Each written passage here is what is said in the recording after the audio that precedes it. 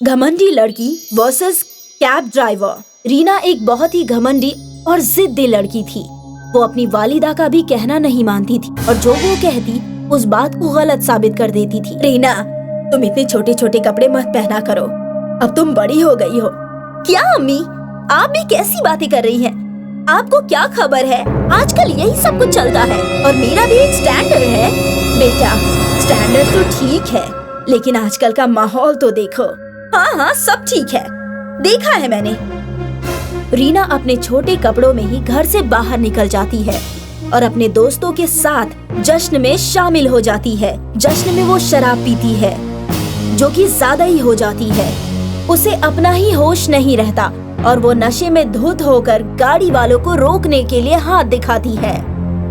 हाँ जी मैडम, कहिए, मैं आपको कहाँ छोड़ दूँ? मुझे घर जाना है। कहाँ है आपका घर? मुझे खबर नहीं, बस जल्दी से गाड़ी का दरवाजा खोलो। मैडम, आपको जाना कहाँ है?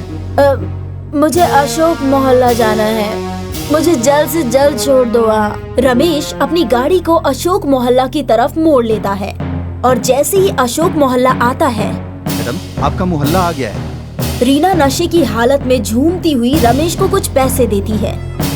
ये लो तुम्हारा किराया। मैडम, मेरे पास छुट्टे नहीं है। तुमसे खुले कौन मांग रहा है, इन्हें रख लो अपने पास। रीना लड़खड़ाती हुई आगे बढ़ती है। रमेश उसे सहारा देता है। मैडम, आप तो चलने के काबिल नहीं हैं। आइए, आपको घर छोड़ देता हूँ। तुम छोटे तबके के लोग मुझे मेरे घर पे छोड़ोगे?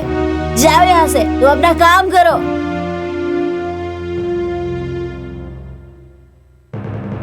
मैडम, सब देख रहे हैं। तो देखने दो। तभी वहाँ से एक बारात गुजरती है। रीना गाड़ी के ऊपर खड़े होकर बारातियों के साथ नाचने लगती है। मैडम, आप नाच किस लिए रही हो? चलो घर चलो, आओ गाड़ी से उतरो। आज मेरा निकाह है ना, तो मेरा नाचना तो बनता है ना।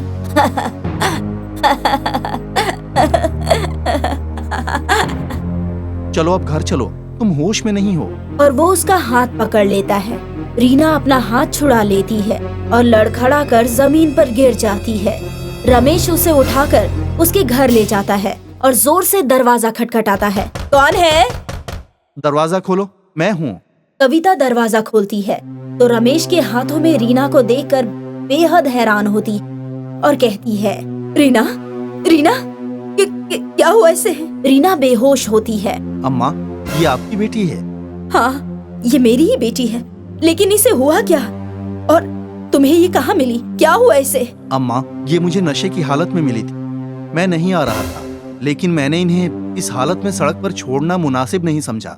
बेटा, तुम्हारा दिल से शुक्रिया, तुम मेरी बेटी को सही सलामत घर ले आए। लेकिन आखिर इसने इतनी शराब पी कहाँ से? रमेश वहाँ से रुखसत होता है और कविता रीना को घर के अंदर ले जाती है और नींबू पानी पिलाती है। उससे भी उसे होश नहीं आता। अगले रोज रीना को होश आता है। मैं कहाँ हूँ? और मेरा सिर दर्द की वजह से फटा जा रहा है। सर तो तेरा फटना ही चाहिए, तूने काम ही ऐसे किए हैं। क्या किया मैंने जो सवेरे सवेरे शुरू हो गई? कुछ याद है रात को क्या हुआ था? क्या हुआ था रात को? रात को तूने इस कदर शराब पी रखी थी कि तेरा चलना भी मुश्किल था। वो तो भला हो उस गाड़ी वाले का जिसने तुझे घर लाकर छोड़ा, वरना पड़ी होती कहीं सड़क के किनारे और न जाने तेरे साथ कौन सा हादसा हो जाता। अम्मी, यकीन कीजिए, मुझे कुछ याद नहीं है रात को क्या हुआ था। और वो गाड़ी वाला कौन था पता नहीं, वो तुझे यहाँ छोड़कर चला गया। बेचारा बेइंतहा शरीफ था। ये कहकर वो अपने काम में लग जाती है। रीना नहा धोकर तैयार होकर घर से बाहर निकलती है। जैसे ही वो बाहर निकलती है, एक गाड़ी से उसकी टक्कर होते होते बचती है और रीना को बेइंतहा गुस्सा आता है और वो गुस्से में उसकी गाड़ी की चाबी निकाल लेती है। गाड़ी वाला कोई नहीं, रमेश ही था। मैडम, मेरी गाड़ी की चाबी क्यों निकाल ली आपने? तुम्हें दिखाई नहीं दे रहा? मुझे मारने की कोशिश कर रहे थे। अगर रास्ते में मेरे साथ कोई हादसा हो जाता तो उसका खामियाजा कौन भरता? मैडम, मैं आपको क्यों मारूंगा? आप गलत साइड से आ रही थी। गलती करने के बाद मुझसे जबान लड़ाता है और रीना रमेश को कई थप्पड़ जड़ देती है। तभी वहाँ एक पुलिस वाला आता है और मामले को जाने बिना रमेश को अपने साथ पुलिस स्टेशन ले जाता है। जब कविता को इस बारे में पता चलता है तो वो भी पुलिस स्टेशन आ जाती है। रीना, ये सब क्या माजरा है? अम्मी, एक तो ये गलती करता है, ऊपर से जबान भी चला रहा था। देखिए ना, मेरे ऊपर गाड़ी चढ़ाते चढ़ाते रह गया। अगर मेरे साथ कोई हादसा हो जाता तो उसके बाद ये अपनी गलती मानता, इसलिए मैंने इसकी शिकायत दर्ज करा दी। तो जानती भी है ये कौन है? अम्मी, मुझे क्या करना है इसे जानकर? ये वही गाड़ी वाला है जिसने नशे की हालत में तुझे घर पहुंचाया था। चाहता तो ये तेरे साथ कल ही कुछ कर सकता था, पर ये शरीफ इंसान है, इसने तेरी आबरू की हिफाजत की है। ये आप क्या कह रही हैं अम्मी? मैं सच कह रही हूँ। अगर ये नहीं होता तो तू भी नहीं होती कल रात। मुझे माफ कीजिए, मुझसे बहुत बड़ी गलती हो गई। मुझे मालूम नहीं था। मैं अपने गुस्से में आकर मैंने आपके साथ बुरा बर्ताव किया और आपकी बेइज्जती के साथ साथ आपके ऊपर हाथ भी उठाया। मैं सच में अपने किए पर शर्मिंदा हूँ। मुझे माफ कर दीजिए। मैडम, वो सब तो ठीक है, लेकिन किसी की ईमानदारी का इतना फायदा मत उठाओ कि वो बेईमान हो जाए। आपने मेरी गाड़ी की चाबी लेकर मेरी बहुत बेइज्जती की, फिर भी मैं औरतों की इज्जत करता हूँ। चाहता तो मैं भी आप पर हाथ उठा सकता था, लेकिन ये मेरा ईमान नहीं है। मैं औरतों की इज्जत करता हूँ। मुझे आपसे मिलकर बहुत खुशी हुई। आज के बाद मैं किसी के साथ ऐसा बर्ताव नहीं करूंगी और आपके खिलाफ की गई शिकायत को मैं वापस लेती हूँ। मुझे माफ कर दीजिए। रीना पुलिस में की गई शिकायत वापस ले लेती है और पुलिस रमेश को रिहा कर देती है। अब रीना का दिल बदल जाता है। वो अपनी अम्मी की तरह खुद को ढाल लेती है, जिससे वो बेहद ही नेक लड़की बन जाती है। और ये देखकर कविता भी बहुत खुश रहती है। घमंडी लड़की वर्सेस कैब ड्राइवर। रीना एक बहुत ही घमंडी और जिद्दी लड़की थी। वो अपनी वालिदा का भी कहना नहीं मानती थी और जो वो कहती उस बात को गलत साबित कर देती थी। रीना, तुम इतने छोटे छोटे कपड़े मत पहना करो, अब तुम बड़ी हो गई हो। क्या अम्मी, आप भी कैसी बातें कर रही हैं? आपको क्या खबर है, आजकल यही सब कुछ चलता है और मेरा भी एक स्टैंडर्ड है। बेटा, स्टैंडर्ड तो ठीक है, लेकिन आजकल का माहौल तो देखो। हाँ हाँ, सब ठीक है, देखा है मैंने। रीना अपने छोटे कपड़ों में ही घर से बाहर निकल जाती है और अपने दोस्तों के साथ जश्न में शामिल हो जाती है। जश्न में वो शराब पीती है, जो कि ज्यादा ही हो जाती है। उसे अपना ही होश नहीं रहता और वो नशे में धुत होकर गाड़ी वालों को रोकने के लिए हाथ दिखाती है। हाँ जी मैडम, कहिए, मैं आपको कहाँ छोड़ दूँ? मुझे घर जाना है। कहाँ है आपका घर? मुझे खबर नहीं, बस जल्दी से गाड़ी का दरवाजा खोलो। मैडम, आपको जाना कहाँ है?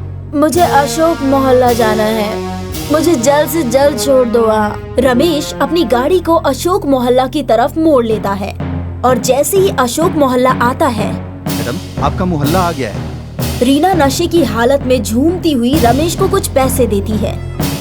ये लो तुम्हारा किराया। मैडम, मेरे पास छुट्टे नहीं है। तुमसे खुले कौन मांग रहा है, इन्हें रख लो अपने पास। रीना लड़खड़ाती हुई आगे बढ़ती है। रमेश उसे सहारा देता है। मैडम, आप तो चलने के काबिल नहीं हैं। आइए, आपको घर छोड़ देता हूँ। तुम छोटे तबके के लोग मुझे मेरे घर पे छोड़ोगे? जाओ यहाँ से, तुम अपना काम करो।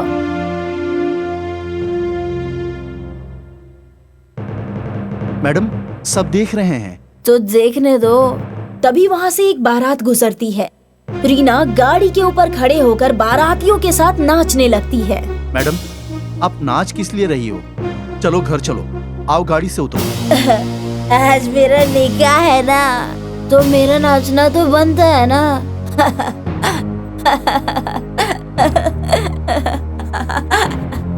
चलो अब घर चलो, तुम होश में नहीं हो। और वो उसका हाथ पकड़ लेता है। रीना अपना हाथ छुड़ा लेती है और लड़खड़ा कर जमीन पर गिर जाती है। रमेश उसे उठाकर उसके घर ले जाता है और जोर से दरवाजा खटखटाता है। कौन है? दरवाजा खोलो, मैं हूँ। कविता दरवाजा खोलती है तो रमेश के हाथों में रीना को देखकर बेहद हैरान होती और कहती है, रीना, रीना, क्या हुआ इसे? रीना बेहोश होती है। अम्मा, ये आपकी बेटी है? हाँ, ये मेरी ही बेटी है, लेकिन इसे हुआ क्या और तुम्हें ये कहाँ मिली? क्या हुआ इसे? अम्मा, ये मुझे नशे की हालत में मिली थी। मैं नहीं आ रहा था, लेकिन मैंने इन्हें इस हालत में सड़क पर छोड़ना मुनासिब नहीं समझा। बेटा, तुम्हारा दिल से शुक्रिया। तुम मेरी बेटी को सही सलामत घर ले आए, लेकिन आखिर इसने इतनी शराब पी कहाँ से? रमेश वहाँ से रुखसत होता है और कविता रीना को घर के अंदर ले जाती है और नींबू पानी पिलाती है। उससे भी उसे होश नहीं आता। अगले रोज रीना को होश आता है। मैं कहाँ हूँ? और मेरा सिर दर्द की वजह से फटा जा रहा है। सर तो तेरा फटना ही चाहिए, तूने काम ही ऐसे किए हैं। क्या किया मैंने जो सवेरे सवेरे शुरू हो गई? कुछ याद है रात को क्या हुआ था? क्या हुआ था रात को? रात को तूने इस कदर शराब पी रखी थी कि तेरा चलना भी मुश्किल था। वो तो भला हो उस गाड़ी वाले का जिसने तुझे घर लाकर छोड़ा, वरना पड़ी होती कहीं सड़क के किनारे और न जाने तेरे साथ कौन सा हादसा हो जाता। अम्मी, यकीन कीजिए मुझे कुछ याद नहीं है रात को क्या हुआ था। और वो गाड़ी वाला कौन था? पता नहीं, वो तुझे यहाँ छोड़कर चला गया। बेचारा बेइंतहा शरीफ था। ये कहकर वो अपने काम में लग जाती है। रीना नहा धोकर तैयार होकर घर से बाहर निकलती है। जैसे ही वो बाहर निकलती है, एक गाड़ी से उसकी टक्कर होते होते बचती है और रीना को बेइंतहा गुस्सा आता है और वो गुस्से में उसकी गाड़ी की चाबी निकाल लेती है।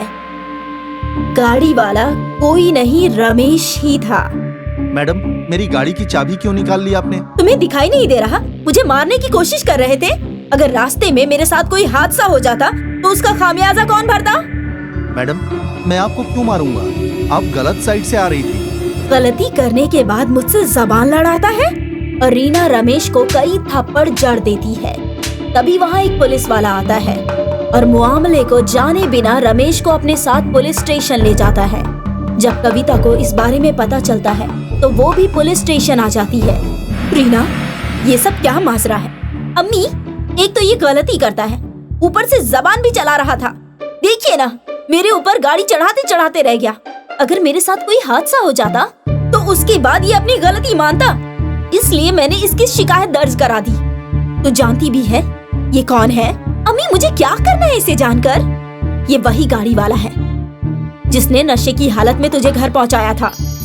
चाहता तो ये तेरे साथ कल ही कुछ कर सकता था, पर ये शरीफ इंसान है, इसने तेरी आबरू की हिफाजत की है। ये आप क्या कह रही हैं अम्मी? मैं सच कह रही हूँ। अगर ये नहीं होता तो तू भी नहीं होती कल रात। मुझे माफ कीजिए, मुझसे बहुत बड़ी गलती हो गई। मुझे मालूम नहीं था। मैं अपने गुस्से में आकर मैंने आपके साथ बुरा बर्ताव किया और आपकी बेइज्जती के साथ साथ आपके ऊपर हाथ भी उठाया। मैं सच में अपने किए पर शर्मिंदा हूँ। मुझे माफ कर दीजिए। मैडम, वो सब तो ठीक है, लेकिन किसी की ईमानदारी का इतना फायदा मत उठाओ कि वो बेईमान हो जाए। आपने मेरी गाड़ी की चाबी लेकर मेरी बहुत बेइज्जती की, फिर भी मैं औरतों की इज्जत करता हूँ। चाहता तो मैं भी आप पर हाथ उठा सकता था, लेकिन ये मेरा ईमान नहीं है। मैं औरतों की इज्जत करता हूँ। मुझे आपसे मिलकर बहुत खुशी हुई। आज के बाद मैं किसी के साथ ऐसा बर्ताव नहीं करूँगी और आपके खिलाफ की गई शिकायत को मैं वापस लेती हूँ। मुझे माफ कर दीजिए। रीना पुलिस में की गई शिकायत वापस ले लेती है और पुलिस रमेश को रिहा कर देती है। अब रीना का दिल बदल जाता है। वो अपनी अम्मी की तरह खुद को ढाल लेती है, जिससे वो बेहद ही नेक लड़की बन जाती है और ये देखकर कविता भी बहुत खुश रहती है।